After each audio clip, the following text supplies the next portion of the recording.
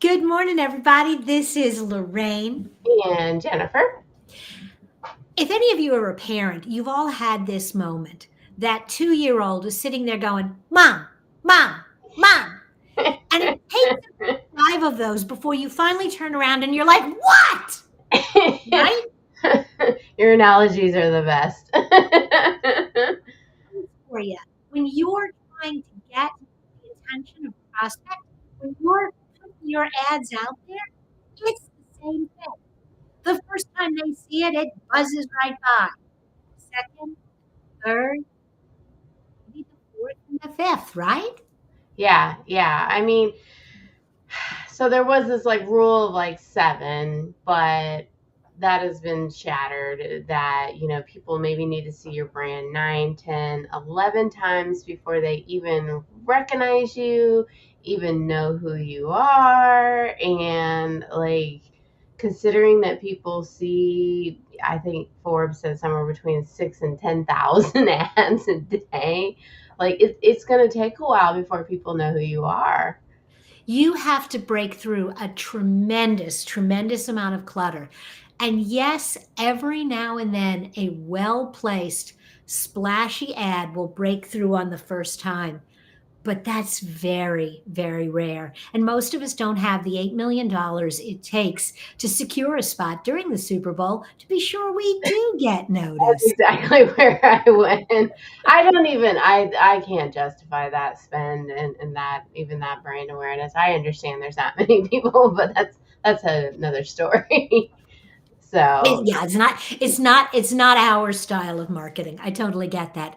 yeah. But the truth is, when you understand that in a lot of regards, you are that annoying 2-year-old trying to get noticed, you've got to find clever ways to break through the clutter and get out in front of the crowd. And I think that's online and offline.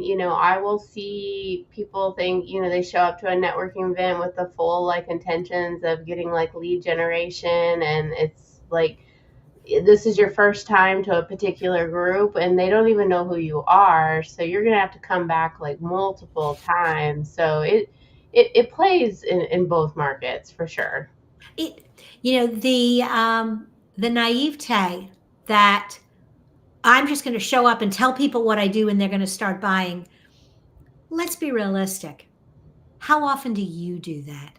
Right. How often do you buy something the first time you hear about it? Yeah. For most of us, and it goes up the more expensive the item is that we're talking about. Hmm. So when you think about your product, you need to think about what your sales cycle is. How long does it take people to decide they need what you do? Yeah. Then to get comfortable that you're the person to do it, and get comfortable with spending the amount of money that you're asking them to spend. Yeah, I mean, there's another aspect to this when we talk about like how often, do you need to market to your audience is you could go the opposite and you could have fatigue where maybe you're using the same creative or the same messaging too many times. Mhm. And they've seen something repeatedly and they've become blind to it. And that's the opposite of what can happen. So there's that sweet spot there. I refer to that as marketing wallpaper. And um, I was guilty of that because we would create a lot of content when I was running Round Peg, and it all looked the same. And my designers convinced me, but you look really consistent. Everything looks really good. And we do look consistent and things do look good.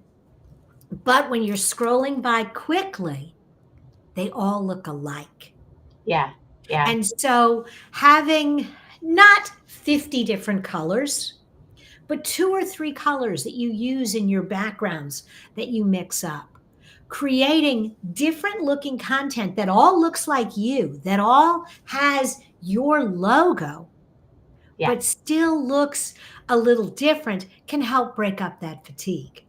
yeah. People will get bored with your stuff. I think too, like, if we go down like certain types of marketing that you have to start looking at frequency. And I think that plays into email marketing, social media posting, and paid advertising. Like that is something where you're like, okay, well, how often do I do it? Mhm.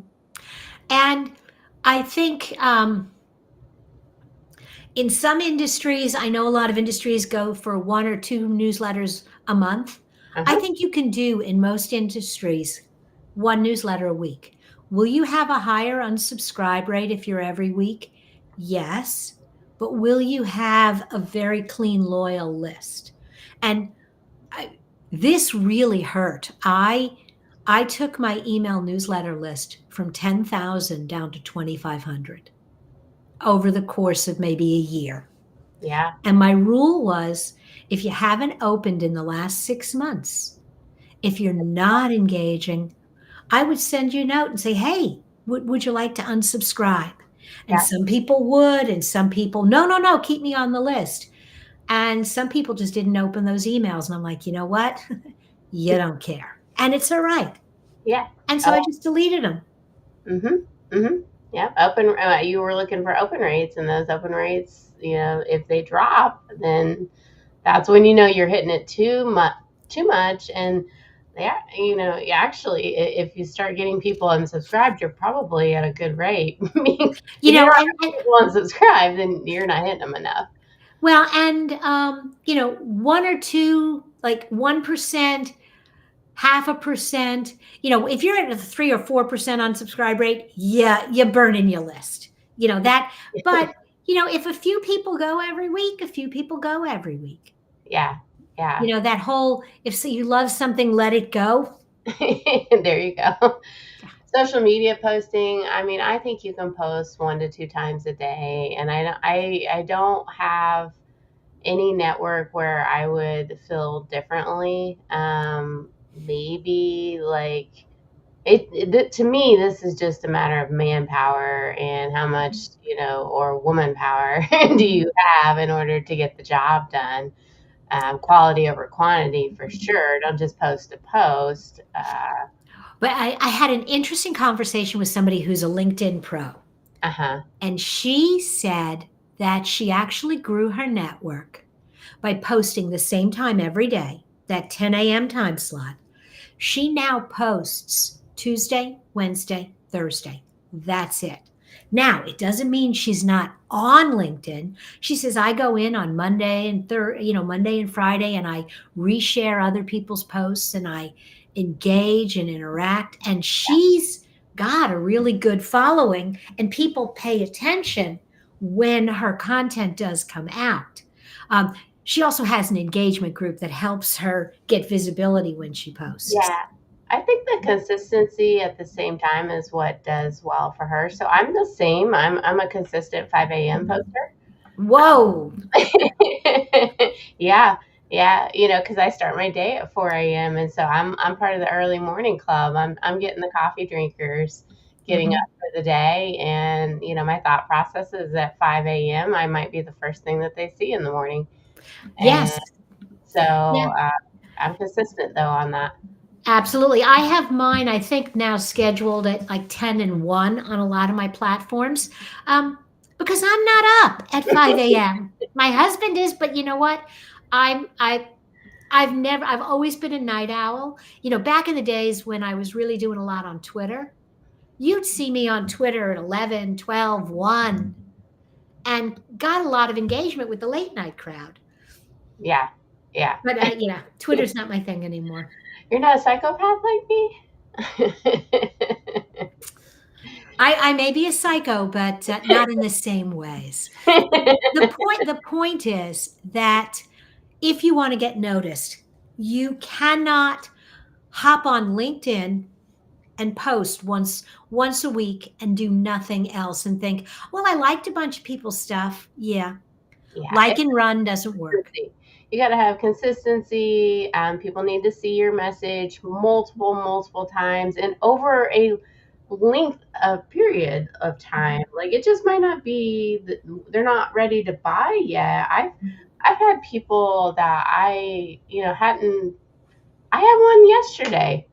I haven't spoken with this guy for 5 years, and I made a comment on one, and he's like, "Hey, I want to go, get lunch with you," and he has a new job in a new marketing place, and I was like, "Great, all right, well, I must be having some sort of influence." Absolutely. I mean, I've had clients who were on my newsletter 3, 4, 5 years.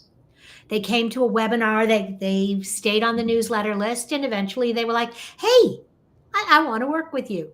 So I guess the real takeaway is you simply need to have a plan, stay consistent. You have to be patient. Marketing does not deliver a sale on the first. I mean, it might, but it rarely does. It's about marketing is about the long haul. Well, if you look at 3% of the market is even ready to buy, and then you're expecting them to see one message and make a decision, I mean, that's a point one. Yeah, it's a microscopic piece of the market. So get out there. You can't make the market bigger, but you can make your impression bigger. There you go. Take care. Bye now.